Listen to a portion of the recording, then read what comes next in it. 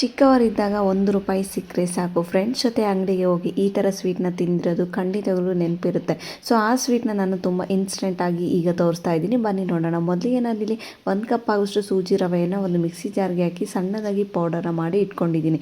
ಈಗ ಇದನ್ನ ಸೈಡಲ್ಲಿ ನೆಕ್ಸ್ಟ್ ಒಂದು ಪ್ಯಾನ್ಗೆ ನಾನೀಗ 2 ಟೇಬಲ್ ಸ್ಪೂನ್ ಆಗೋಷ್ಟು ತುಪ್ಪವನ್ನು ಹಾಕ್ಕೊಂಡು ತುಪ್ಪದಲ್ಲಿ ಇದನ್ನು ಸ್ವಲ್ಪ ಅಂದರೆ ಚೆನ್ನಾಗಿ ಕಲರ್ ಚೇಂಜ್ ಆಗೋ ತನಕ ಒಂದು 4ರಿಂದ 5 ನಿಮಿಷ ಈ ರೀತಿ ರೋಸ್ಟ್ ಮಾಡ್ಕೊಂಡಾದ್ಮೇಲೆ ಯಾವ ಕಪ್ ಅಳತೆಯಿಂದ ಸೂಜಿ ರವೆಯನ್ನು ತೊಗೊಂಡಿದ್ವೋ ಅದೇ ಕಪ್ ಅಳತೆಯಿಂದ ನಾನೀಗ 1 ಕಪ್ ಆಗೋಷ್ಟು ನೀರನ್ನು ಹಾಕ್ಕೊಂಡು ತುಂಬ ಸಾಫ್ಟಾಗಿ ಇದನ್ನು ನಾದ್ಕೊಂಡು ಈಗ ಒಂದು ಪ್ಲೇಟ್ಗೆ ಹಾಕ್ಕೊಂಡು ಚೆನ್ನಾಗಿ ಆರಿದ ಮೇಲೆ ಇದನ್ನು ಹಿಟ್ಟನ್ನು ಯಾವ ರೀತಿ ನಾದ್ಕೊಳ್ತೀವೋ ಸೇಮ್ ಅದೇ ರೀತಿಯಾಗಿ ಒಂದು 2-3 ಟೇಬಲ್ ಸ್ಪೂನ್ ಆಗೋಷ್ಟು ತುಪ್ಪವನ್ನು ಹಾಕ್ಕೊಂಡು ಜಾಮೂನ್ ಟೈಪ್ ಹದಕ್ಕೆ ಬರಬೇಕು, ಅಲ್ಲಿ ತನಕ ಚೆನ್ನಾಗಿ ನಾದ್ಕೊಂಡು ಈ ಥರ ಉದ್ದುದನೇದಾಗಿ ಸ್ಟಿಕ್ಸ್ ಮಾಡಿಕೊಂಡು ನೀವು ಬಾಲ್ಸ್ ಕೂಡ ಮಾಡ್ಕೊಳ್ಬೋದು. ಕಾದಿರುವಂಥ ಎಣ್ಣೆಗೆ ಇದು 1 ಬೈ 1 ಈ ಥರ ಆಗ್ತಾ ಬನ್ನಿ. ಸಿಂಪಲಾಗಿ ರೋಸ್ಟಾಗಿ ಮಾಡಿಕೊಂಡು ಈಗ ಇದನ್ನ ಸೈಡಲ್ಲಿ ಇಡಿ.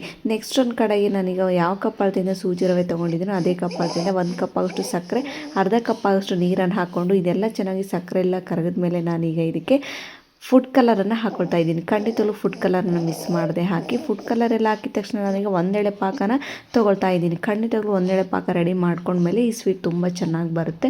ಈಗ ಒಂದೆಳೆ ಪಾಕ ರೆಡಿಯಾಗಿದೆ. ನಾನೀಗ ರೆಡಿ ಮಾಡಿ ಇಟ್ಕೊಂಡಿರೋಂಥ ಈ ಸೂಜಿ ಸ್ಟಿಕ್ಸ್ನ ಇದಕ್ಕೆ ಹಾಕ್ಕೊಂಡು ಒಂದು 2 ಕುದಿ ಕುದಿಸ್ಕೊಳ್ತಾ ಇದ್ದೀನಿ. 2 ಕುದಿ ಕುದಿಸ್ಕೊಂಡಾದ್ಮೇಲೆ ಗ್ಯಾಸನ್ನು ಕಂಪ್ಲೀಟಾಗಿ ಆಫ್ ಮಾಡ್ಕೊಂಡು ಈ ಒಂದು ಪ್ಲೇಟಿಗೆ ಸರ್ವ್ ಮಾಡಿ. ಖಂಡಿತವಾಗ್ಲೂ ಈ ಸ್ವೀಟ್ನ ತಿಂದು ನಿಮ್ಮ ಬಾಲ್ಯವನ್ನು ಕೂಡ ನೀವು ನೆನಪಿಸ್ಕೊಳ್ಬೋದು. ಹೊರಗಡೆ ಹೋಗಿ ತಂದು ತಿನ್ನೋದಕ್ಕಿಂತ ಸಿಂಪಲಾಗಿ 1 ಕಪ್ ಸೂಜಿ ರವೆ ಇದ್ದರೆ ನೀವು ಮನೇಲಿ ಈ ರೀತಿ ಹೆಲ್ದಿಯಾಗಿ ಸ್ವೀಟ್ನ ಮಾಡಿ ಮಕ್ಕಳು ಕೂಡ ಕೊಡ್ಬೋದು. ಇಷ್ಟ ಆದರೆ ಲೈಕ್ ಮಾಡಿ. Thank you.